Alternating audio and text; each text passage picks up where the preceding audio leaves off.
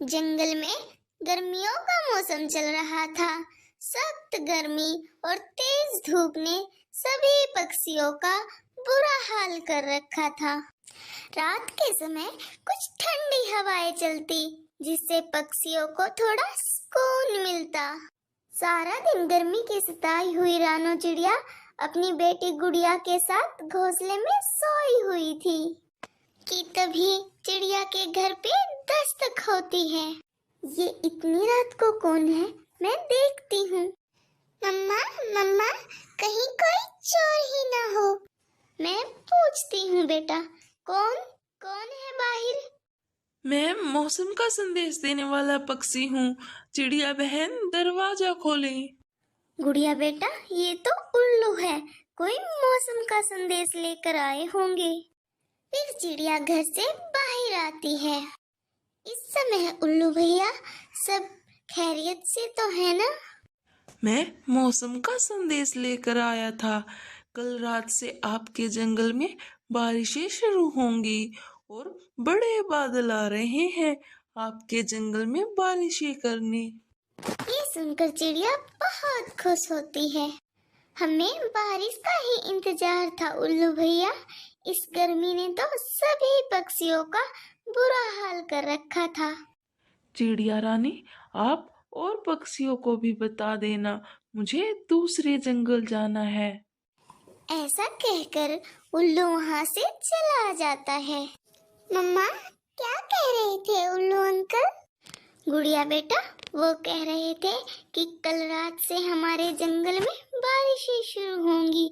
बहुत बड़े बादल आ रहे हैं, अब की बार बहुत तेज बारिशें होंगी। रोज फिर चिड़िया सभी पक्षियों को इकट्ठा करती है और बरसात की जानकारी देती है। आखिर बादल आ ही गए। वो भी बड़े बादल आएंगे हमारे जंगल में बारिशें करने। हम सब मिलकर नहाएंगे बारिश में, बड़ा मजा आने वाला है। परंतु चिड़िया बहन, हमारा तो घर ही टूटा हुआ है। ये ना हो कि बारिश में हमारा घर ही गिर जाए। घर तो मेरा भी पुराना ही है।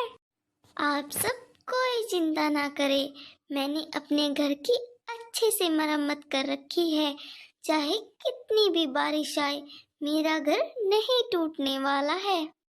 हम ये बारिशों के दिन मेरे घर में इकट्ठा ही गुजारेंगे, लेकिन हमें भोजन जमा करना होगा।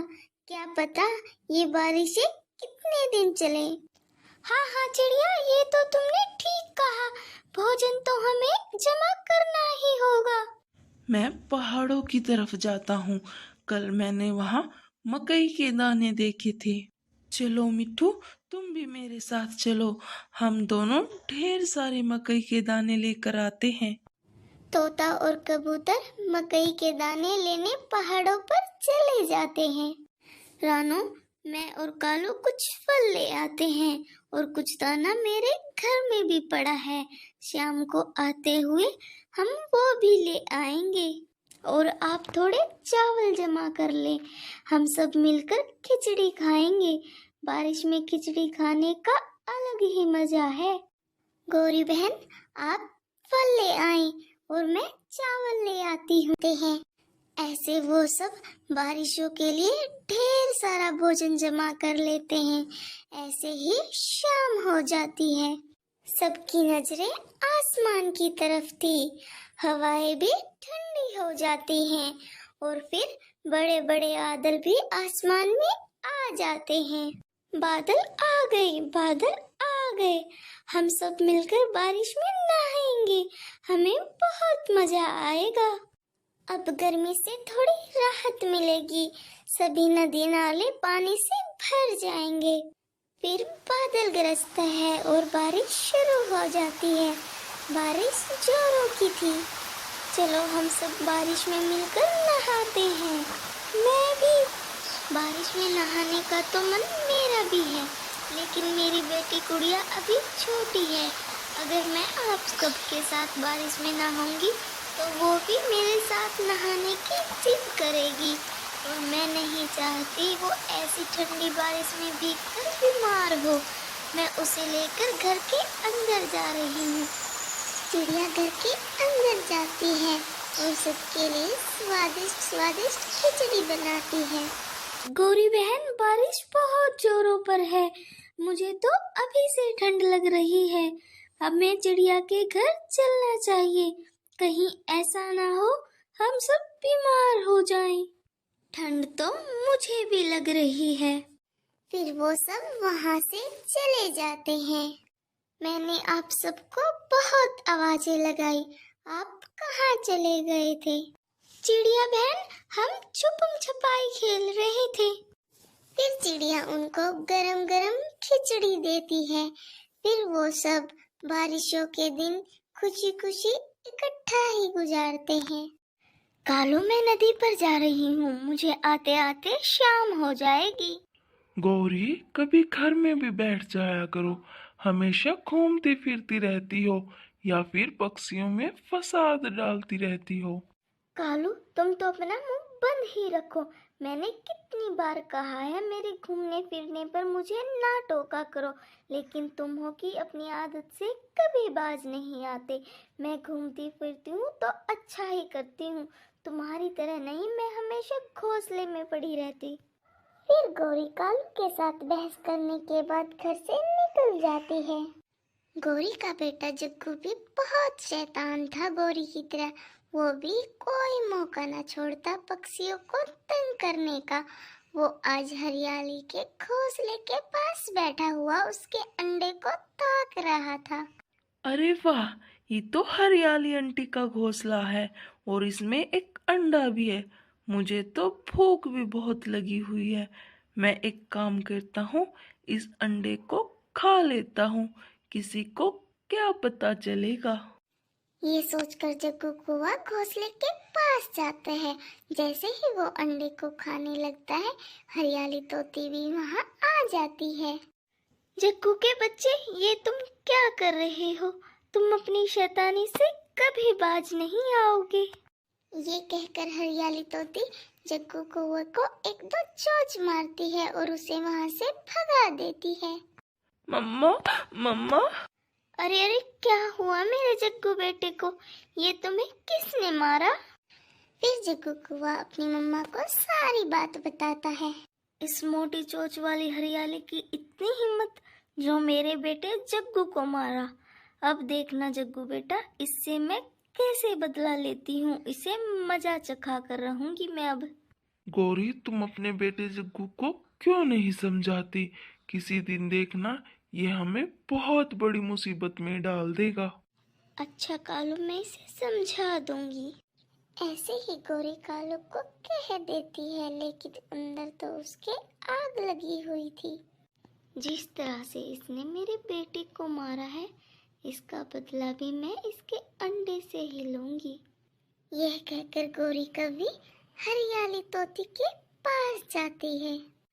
हरियाली बहन, मैं आपसे माफी मांगने आई हूँ। जग्गू ने मुझे बताया था कैसे उसने आपके अंडे के साथ शरारत की। मैंने उसे खूब डांटा। आगे से वो ऐसी कोई शरारत नहीं करेगा। गौरी कभी ये कहकर वहाँ से चली जाती है। हरियाली तोती तो हैरान थी, गौरी में ये बदलाव कैसे आया। बाद हरियाली अपने लिए दाना लेने के लिए जाती है। गौरी कभी जो हरियाली का घोंसले से जाने का इंतजार कर रही थी, वो हरियाली के घोंसले में जाती है और वहाँ से अंडा उठाकर भाग जाती है। गौरी रानू के घर के बाहर से अंडा लेकर गुजर रही थी कि उसके मन में एक नई शैतानी आती है। मुझे तो ये रानू चिड़िया जरा अच्छी नहीं लगती। मुझे इससे भी कई हिसाब बराबर करने हैं। गौरी कभी कुछ सोचती है और वो अंडा उठाकर रानू चिड़िया के घोंसले में रख देती है और वहाँ से भाग जाती है। दूसरी तरफ जब हरियाली अपने घोंसले में आती है, अंडे को घोंसले में ना देखकर रोने लगती है। अरे, मेरा अंडा कहाँ गया? लगता है किसी जालम पक्षी ने मेरा अंडा चुरा लिया। अरे, ये अंडा कहाँ से आया? पहले तो मेरे घोंसले में कोई अंडा ना था। पता नहीं यह अंडा किस पक्षी का है। मुझे तो ये भी नहीं पता कि ये अंडा हमारे जंगल के पक्षियों का है या पास वाले जंगल के पक्षियों का। हाँ, मुझे इंतजार करना होगा इस अंडे से बच्चे का बाहर आने तक का। कुछ दिन ऐसे ही बीत जाते हैं। अंडा टूट जाता है और अंडे से एक तोते का बच्चा बाहर आता है। गौरी कभी भी छुपकर देख रही थी कि अंडे से बच्चा बाहर आ गया है। फिर वो जल्दी से वहाँ से चली जाती है। गौरी कभी सीधा हरियाली तोती के पास जाती है। तोती बहन, मैं तुम्हें एक बहुत जरूरी बात बताने आई हूँ। क्या बात बतानी है गौरी बहन? जल्दी बताइए। हरियाली बहन, क्या आपको पता चला कि आपका अंडा किसने चुराया था? नहीं गौरी, भला ऐसी बातों का भी पता चलता है?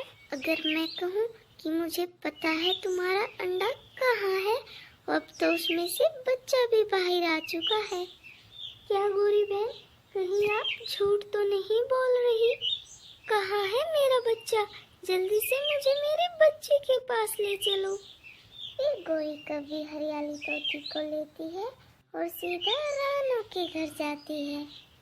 हरियाली बहन, गौरी बहन, आप यहाँ क्यों आई हो?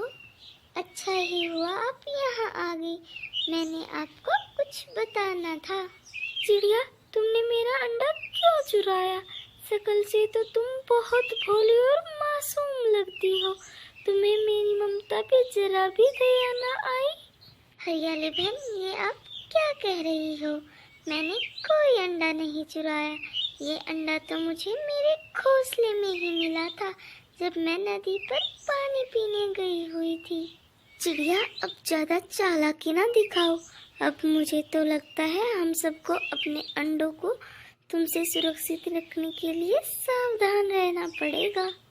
तभी वहाँ पर लक्कू कौवा भी आ जाता है। ये मेरा बच्चा है। मम्मा, क्या ये वही अंडा था जो आपने हरियाली आंटी के घोंसले से चुराकर रानू आंटी के घोंसले में रखा था? गौरी को तो कुछ समझ न आता और वो जग्गू को लेकर वहाँ से भाग जाती है।